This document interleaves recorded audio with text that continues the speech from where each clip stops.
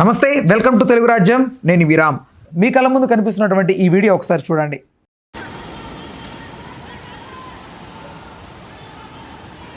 అయితే ఈ వీడియోకి సంబంధించి చాలామంది న్యూస్లో కానీ అటు సోషల్ మీడియాలో కానీ చెప్తున్న దాని ప్రకారం ఇది నిఖిల్ ఫిలిం అని చాలామంది మాట్లాడుతున్నారు. కాకపోతే ఇంకొక వర్గం ఏంటంటే ఇది దేవర 2 షూటింగ్కి సంబంధించిన వీడియో అంటున్నారు. ఓవరాల్గా దీనికి సంబంధించి ఒక మంచి క్లారిటీ సినీ మరియు రాజకీయ విశ్లేషకులు దాస్ విజ్ఞాన్ గారిని తెలుసుకుందాం.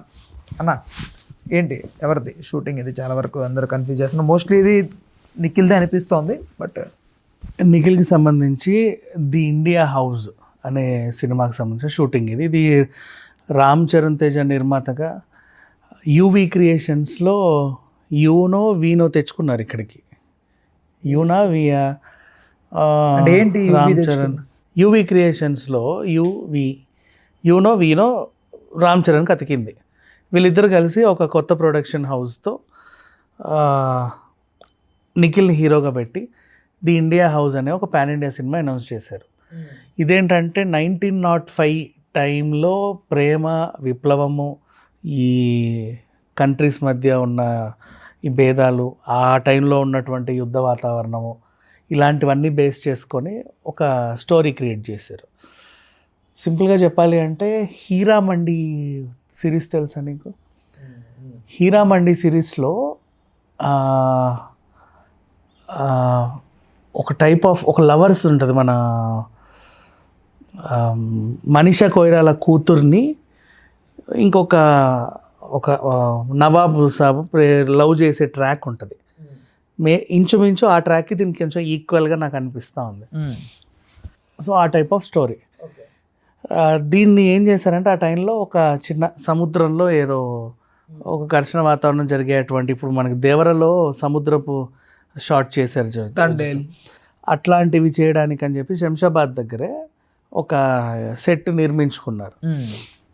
ఆ సెట్కి ఏంటి, మామూలుగా మనకు బేసిక్గా సినిమా వాళ్ళు చేసే చిన్న చిన్న మిస్టేక్స్ ఏవి, మనకి ఏసీ కావాలనుకో అనకొండానో ఏసీ అని ఉంటుంది, దాని పేరు అనకొండా. అవి ఏసీలు బ్లాక్ కలర్ పైప్ పెద్దది లోపలికి వేస్తారు. అట్లాంటివన్నీ అన్నీ టెంపరీయే, మనకి ఏది కూడా పర్మనెంట్ సెటప్స్ ఉండవు, అన్నీ టెంపరీలే. ఇప్పుడు కూడా ఇక్కడ ఏం చేశారు అంటే లోపల వాటర్ రావాలి, అంతా green mat, blue mat sets. Water వస్తుంటే దాంట్లో ఫైటో ఏదో సంథింగ్ వీళ్ళు చేస్తూ ఉంటారు. తర్వాత దాన్ని గ్రాఫిక్స్ చూడండి, మంచి నీళ్ళు ఉన్నట్టు, పెద్ద ఏదో సముద్రంలో వీళ్ళు ఉన్నట్టు అవన్నీ చూపిస్తారు. సో ఇక్కడ జరిగింది ఏంటి, మనకి ఇప్పుడు అంతా టెంపరీ సెటప్ కాబట్టి ఏంటంటే వాటర్ ట్యాంక్స్ అన్ని బబుల్ ట్యాంక్స్ ఉంటాయి.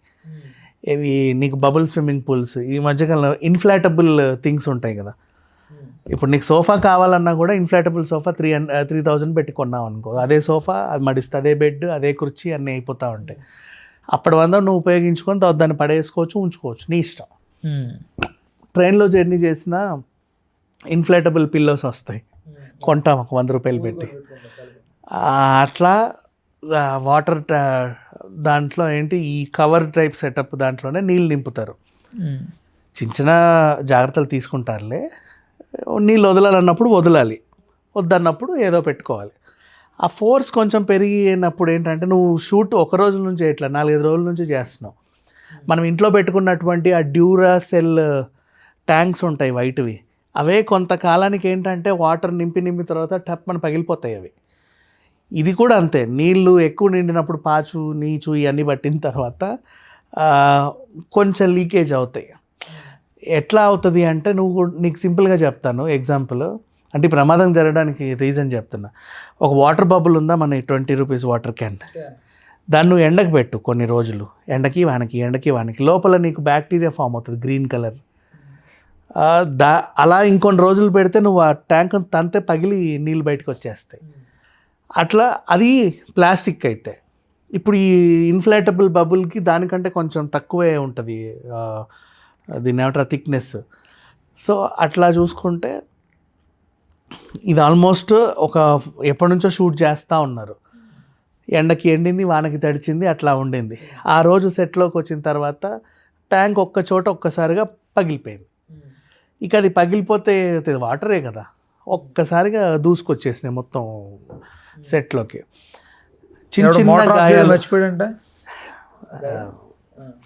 అంటే అది దానికి సంబంధించిన అంశం ఏంటంటే ఇప్పుడు ఇది ఇట్లా టప్ అని పగలాలి అంటే నువ్వు అక్కడ ఒక మోటార్ వేసావు, అది నిండిన తర్వాత యాక్చువల్గా ఏంటంటే నిండిన తర్వాత నీళ్ళు అట్లాగే ఉంటుంది, అది ఏమి మరీ ఫ్లోతో నీకేం పగలవు, కొన్ని సందర్భాల్లో జరుగుతాయి. ఇప్పుడు జరిగిన చిన్న ప్రమాదమే అది.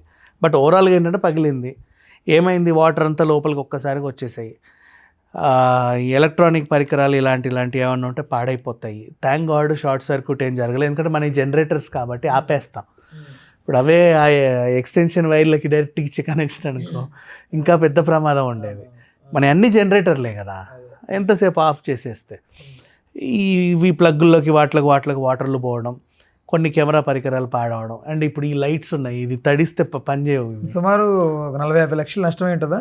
అంత నష్టమే ఉండదులే, అంటే కెమెరాలు తడవడం ఉంది కదా, రిపేరింగ్ కానీ మళ్ళీ అదే రిపేరే ఉందిలే, కానీ వాళ్ళకి యాక్చువల్గా వీళ్ళంతా రెంట్కే తెచ్చుకుంటారు కెమెరాలు కదా. ఇప్పుడు అక్కడికే వస్తున్నావు సెట్కి, కెమెరా అడిగావు కదా, సెట్కి వెళ్ళడం తట్టుకోక. సరే. సో ఇవి లైట్లు కెమెరాలు ఇవన్నీ వీళ్ళు రెంట్కి తెచ్చుకుంటారు కాబట్టి ఆ ప్రాపర్టీ ఓనర్ ఎవడైతే ఉన్నారో అవుట్డోర్ యూనిట్కి వీళ్ళు డబ్బులు అయితే కట్టాలి. నువ్వు తెచ్చి పాడు చేసి నువ్వు కింద పడేసినా, దాన్ని కాల్చినా తుల్చినా ఏం చేసినా డబ్బులు ఇవ్వాలి. ఆ రకంగా అయితే లాస్ ఒకటి. నువ్వు సెట్ అంటావా, అదంతా టెంపరీ స్ట్రక్చరే, రేకులు టెంపరీ స్ట్రక్చర్, పీకేయచ్చు పెట్టవచ్చు, దానివల్ల పెద్ద నష్టమే ఉండదు. మామూలు రేకుల సెటప్ తడిచినా ఓడిచినా మళ్ళీ రీసేల్ అవుతాయి, స్క్రాప్ వాల్యూ అన్న వస్తుంది, పెద్ద ఇష్యూ కాదు. అది లక్షల్లో నష్టం అయితే ఉండదు. దానికి లోపల ఉన్న మన థింగ్సే ఇంపార్టెంట్, మానిటర్లు ఇవన్నీ. కెమెరా కొంచెం బాగానే ఉందని విన్నా, కొంచెం ప్రాపర్టీ పాడైంది, ప్రాణ నష్టం ఏం జరగలేదు, ఆస్తి నష్టం కొంచెం జరిగింది. జాగ్రత్త పడతారు, నెక్స్ట్ మళ్ళీ కొనసాగిస్తారు. అదే దేవరా దేవరా దేవరా ఊక దంపుడు కొడుతున్నారు సోషల్ మీడియాలో. అదే దేవరకు సంబంధించిన నేను చెప్పా కదా, మళ్ళీ దేవరా ఎందుకు అడుగుతాను నన్ను? అదేలే అంటే వాడు ఎవడో అన్నాడు, వాళ్ళ వీళ్ళ మాటలు ఎప్పుడు పట్టించుకోను. అదేలే